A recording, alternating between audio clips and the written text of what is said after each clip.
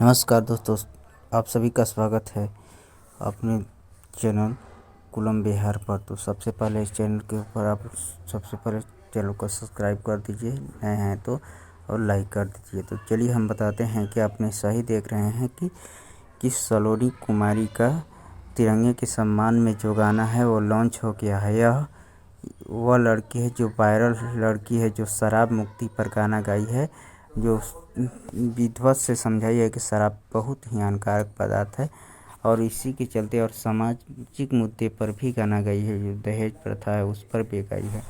तो ऐसे ही वीडियो इसका आता रहेगा और ऐसे ही अपडेट हम देते रहेंगे। तो चलिए इसी अपडेट का ऐसे ही अपडेट सुनने के लिए बहुत बहुत आपका धन्यवाद। आप सबसे पहले आप चैनल को सब्सक्राइब कर लें, नए हैं जो, और लाइक कर दें और कमेंट भी करते रहें। ऐसा ही अपडेट आपको बार बार मिलता